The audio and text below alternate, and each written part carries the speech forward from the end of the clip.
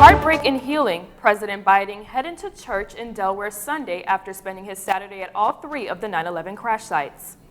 The president deciding it was important for him to be in Pennsylvania, Virginia, and New York, but not to take attention away from the victims' families by speaking.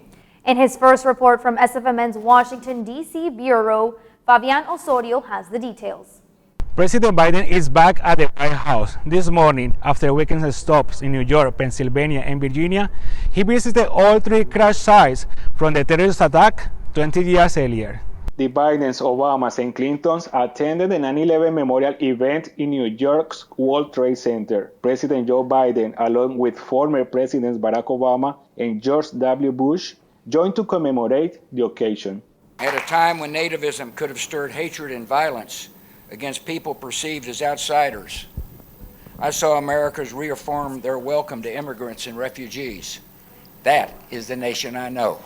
In New York City, nearly 3,000 names were read aloud, accompanied by 6 moments of silence. President Biden also stating how difficult it is to visit the sites. These memorials are really important, but they're also incredibly difficult for the people who are affected by them.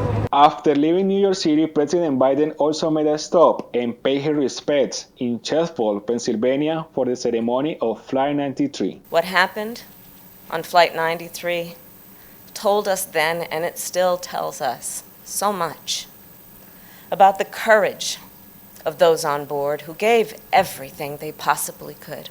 In Arlington, Virginia, the President Flores and VP Kamala Harris conclude their visit by laying a wreath at the Pentagon. We must challenge ourselves, yes, to look back, to remember. We must also look toward the future. Also timed with the 9/11 anniversary, President Biden last week signed an executive order calling for the possible declassification of documents related to the attack. In Washington, D.C., Fabian Osorio, South Florida.